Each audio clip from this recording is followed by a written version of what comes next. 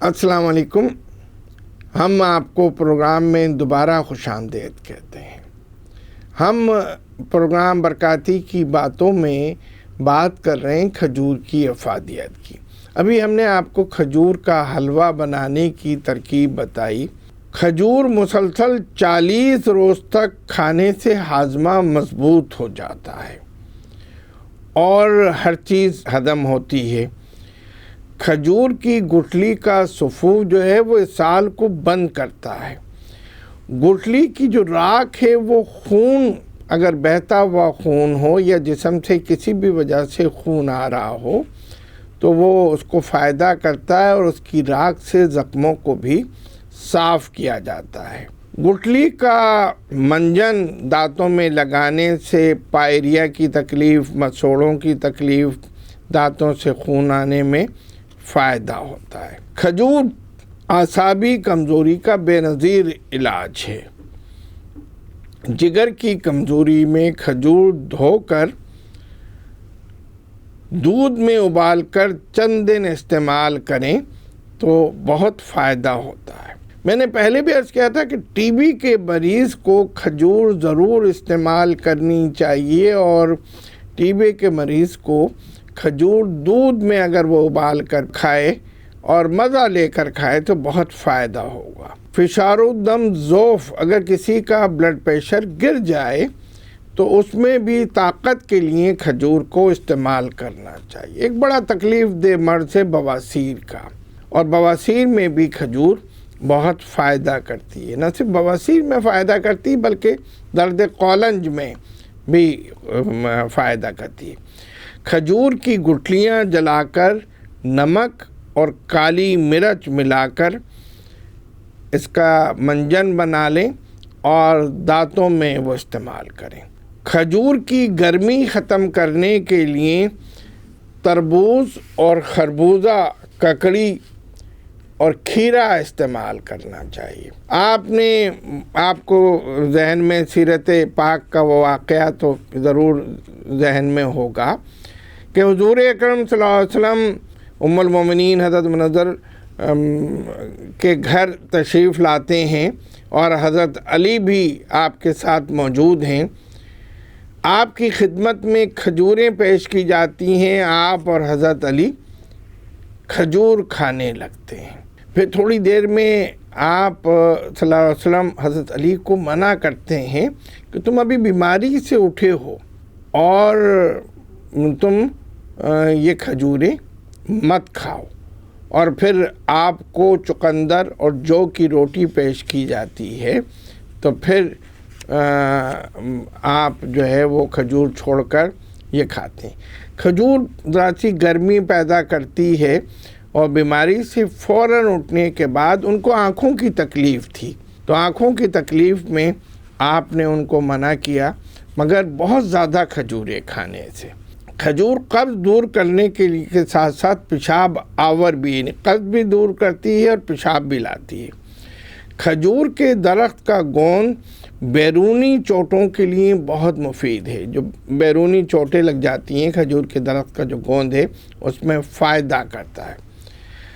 کھجور کی جڑ کی کلیاں، اس کو جڑ کو جوش دے کر اس سے کلیاں کی جائیں تو منہ کی، دانتوں کی، مسوڑوں کی جو تکالیف ہیں وہ دور ہو جاتی ہیں۔ کھجور کا گوند گردے اور مثانے اور آنتوں کی سوزش کو دور کرتا ہے۔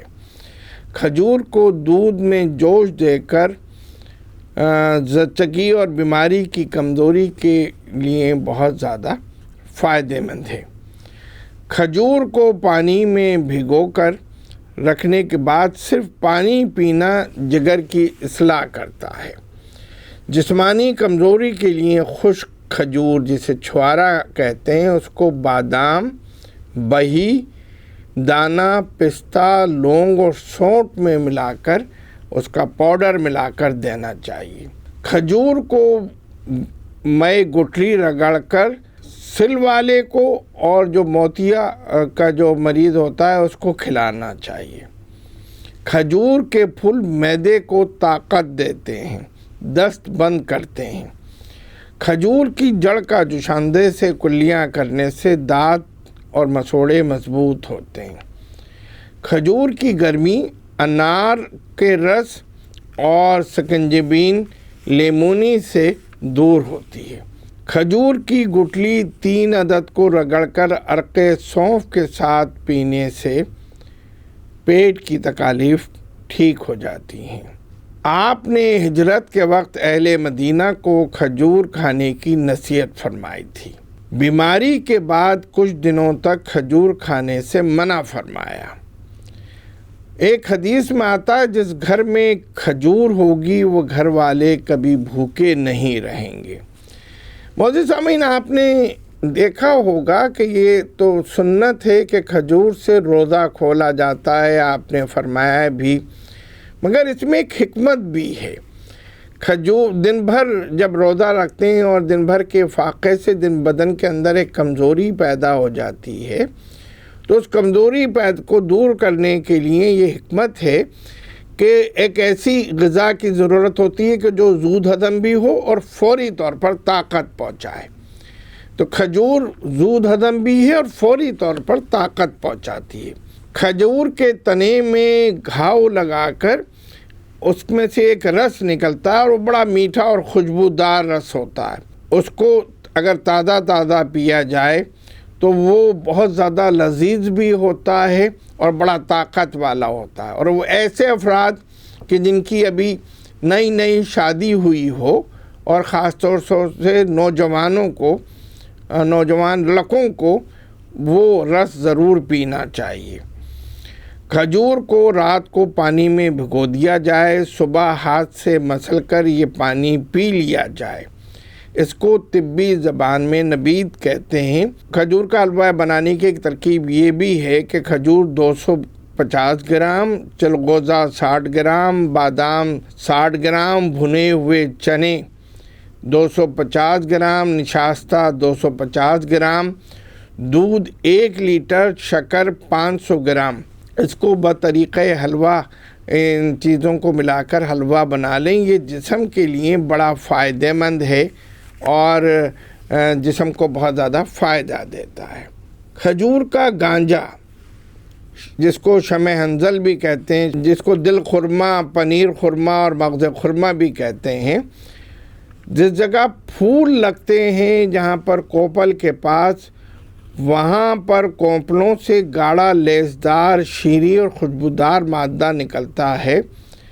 اس کو کھجور کا گانجا کہتے ہیں۔ اس کا ذائقہ دودھ اور بادام سے زیادہ اچھا ہوتا ہے۔ جس درخت سے یہ مادہ نکلتا ہے اس پر پھول نہیں لگتے۔